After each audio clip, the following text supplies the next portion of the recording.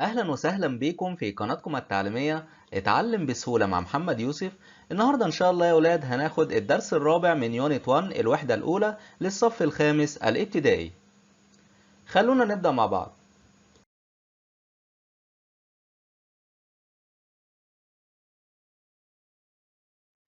ليسون 4 يا ولاد بعنوان فونكس تايم.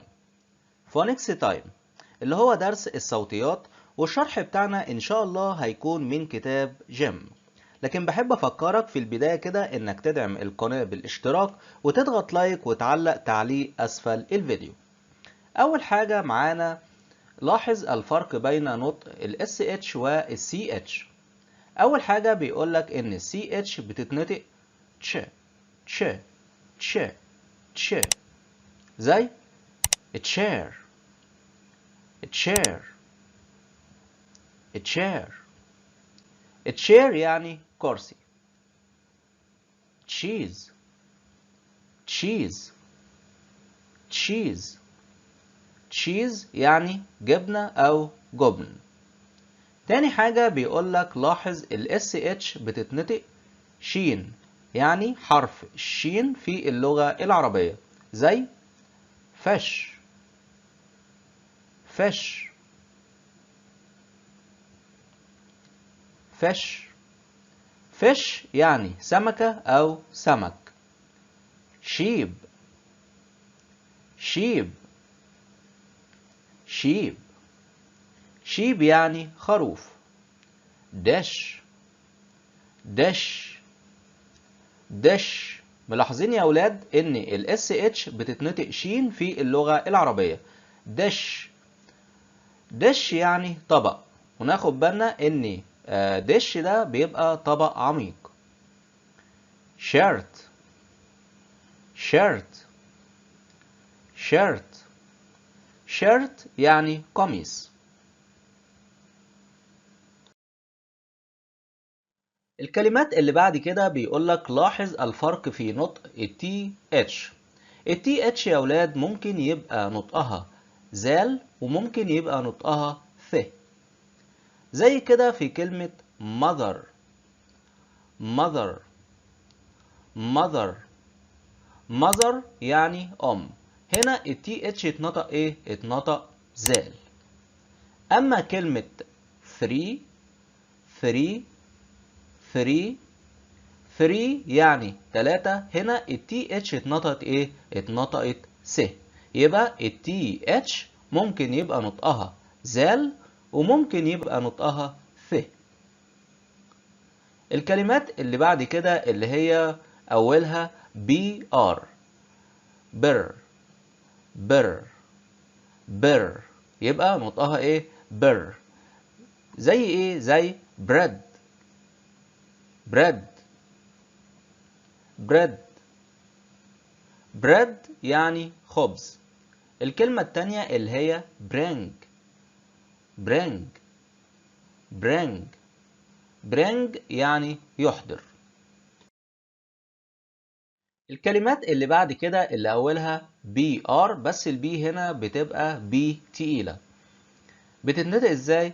بر بر بر. زي ايه؟ present present present present يعني هدية. لاحظ كمان ان ال SE هنا بتتنطق ايه؟ بتتنطق زي حرف الزد. نطقناها ازاي؟ present present. ملاحظين؟ المجموعة اللي بعد كده اللي هي أولها GR، جر جر جر، زي green green green green يعني أخضر. grass grass grass grass يعني حشائش.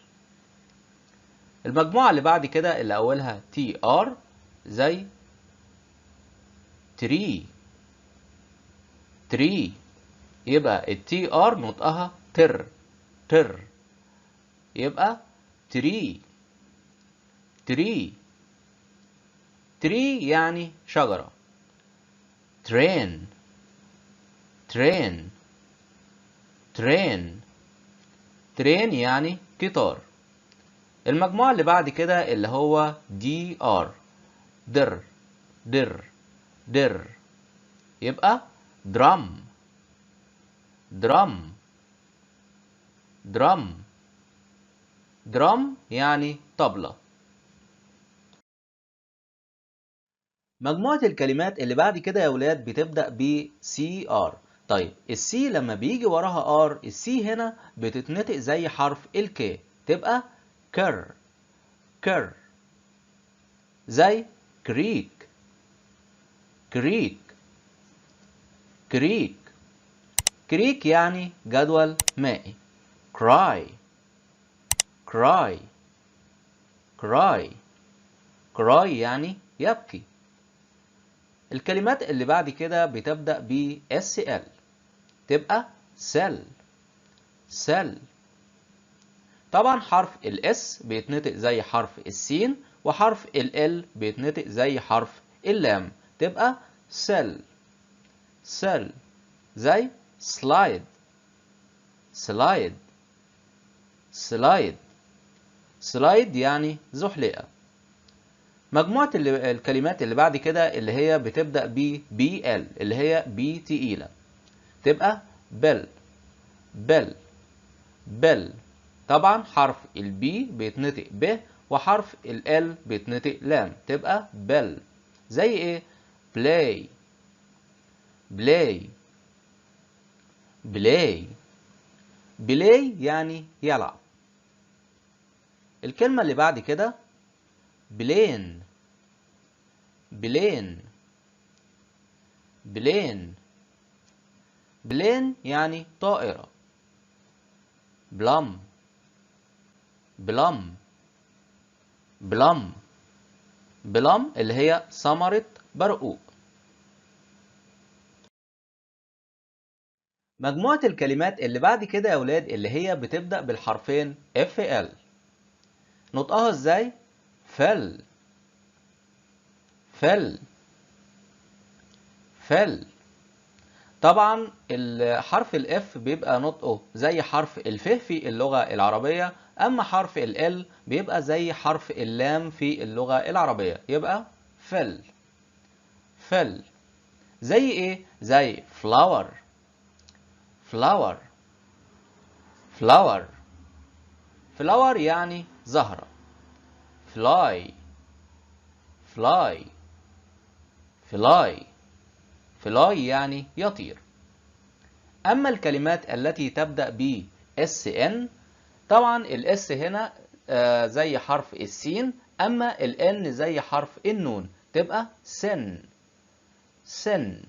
زي sneeze sneeze sneeze sneeze يعني يعطس. أما الكلمات التي تبدأ ب SB، طبعا حرف الاس اللي هو حرف السين في اللغة العربية، وحرف البي التقيلة اللي هو زي حرف الباء في اللغة العربية، تبقى سب سب. spoon spoon spoon spoon يعني ملعقة. Spain Spain Spain Spain يعني أسبانيا. spider spider spider spider يعني عنكبوت. أما الكلمات التي تبدأ ب SM، طبعا حرف الاس اللي هو حرف السين، وحرف الام اللي هو حرف الميم، تبقى سم سم.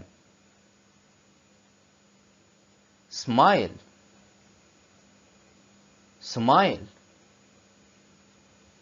smile smile يعني يبتسم.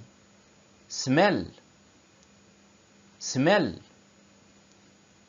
smell smell يعني يشم، يبقى الاس ام زي smile smell smile smell. بعد ما خلصنا يا ولاد شرح درسنا النهاردة وأتمنى إن انتوا تكونوا استفدتوا كويس من الشرح وفهمتوا الدرس كويس. تعالوا دلوقتي ناخد بعض الأسئلة المهمة على الدرس. أول سؤال معانا fill in the gaps using words in the box، يعني املأ الفراغات باستخدام الكلمات التالية. السؤال ده عبارة عن بيديلك 5 كلمات، والمفروض إن انت هتستخدم 4 كلمات بس من ال5 كلمات دول في النقط الموجودة. ال5 كلمات اللي معانا عبارة عن grass grass grass يعني حشائش. green green green يعني لون أخضر. plain plain plain يعني طائرة. plums plums plums يعني برقوق. slide slide slide يعني زحلقة. نقرا مع بعض ونشوف ايه ال4 كلمات من ال5 كلمات اللي احنا هنحطها في النقط.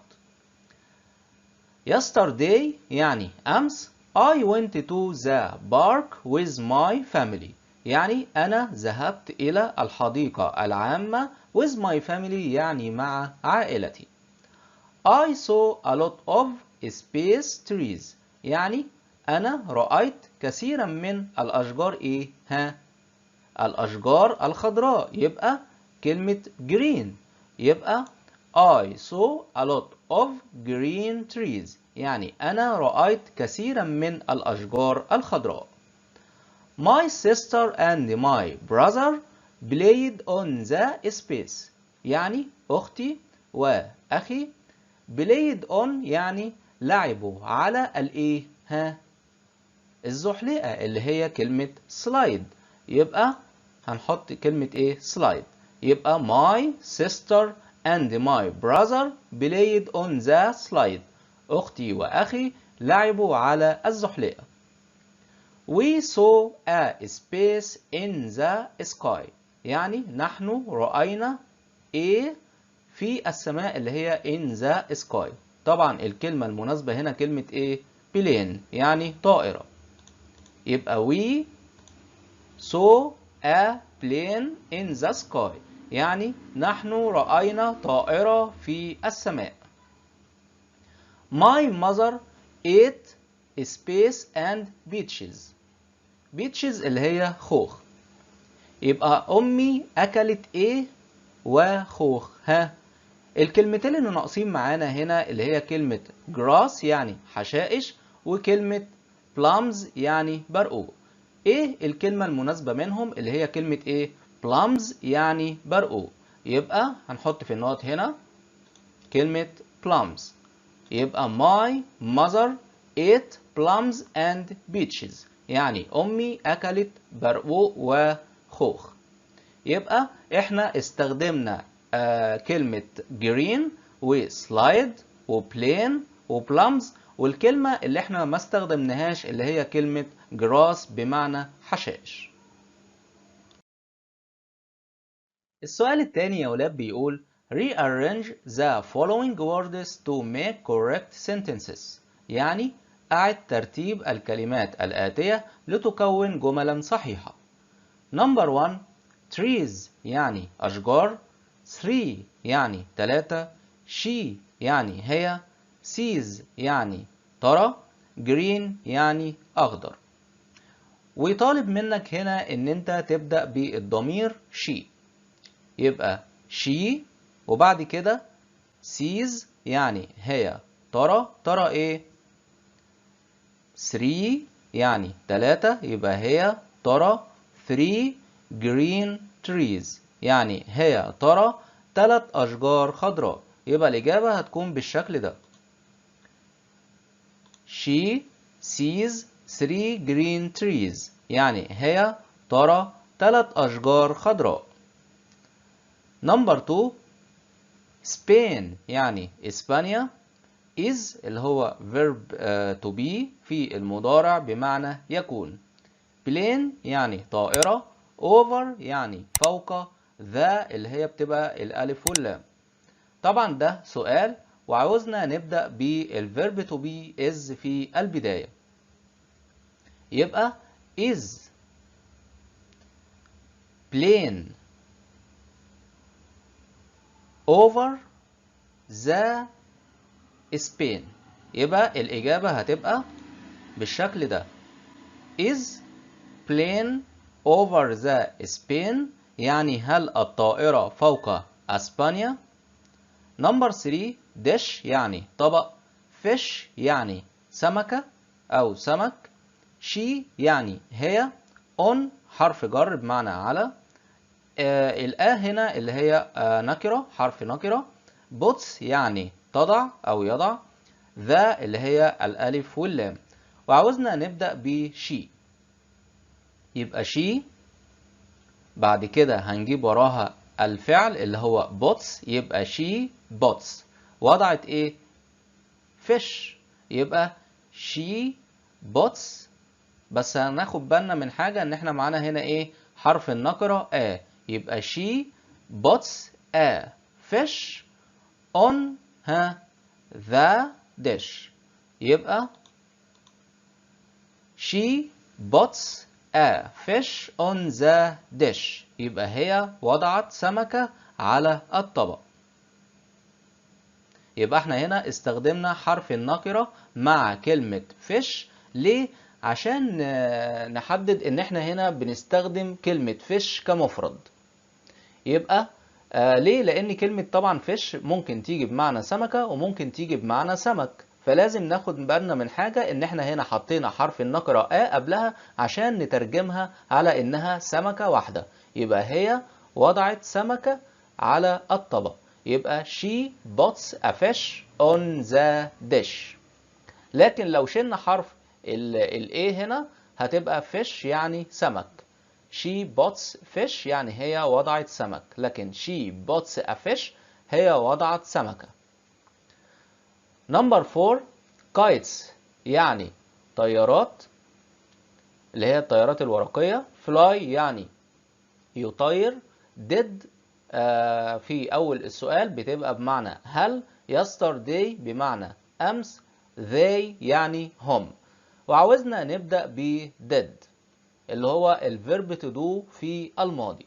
طبعا في الأول بيبقى معناه هل، يبقى did، وبعد كده بيجي وراها ايه؟ بيجي وراها الفاعل، يبقى did they، وبعد كده الفعل يبقى fly، يبقى did they fly. هيطيروا ايه؟ kites اللي هي طائرات ورقية، يبقى did they fly kites، وفي الآخر كلمة yesterday. تبقى الإجابة بالشكل ده. يبقى did they fly kites yesterday، يعني هل هم طيروا طائرات ورقية أمس؟ وبكده نكون خلصنا شرح درسنا النهاردة، وهو الدرس الرابع من الوحدة الأولى للصف الخامس الابتدائي. ما تنسوش تشتركوا في القناة وتفعلوا جرس التنبيهات على الكل عشان يوصل لكم كل فيديوهاتنا الجديدة. ولو عجبكم الفيديو ياريت تعملوا لايك، لان ده مهم جدا لانتشار القناة، وكمان مهم جدا للفيديو. وكمان ما تنسوش تشيروا الفيديو مع اصدقائكم على الفيسبوك والصفحات التعليمية. شكرا لكم، والسلام عليكم ورحمة الله وبركاته.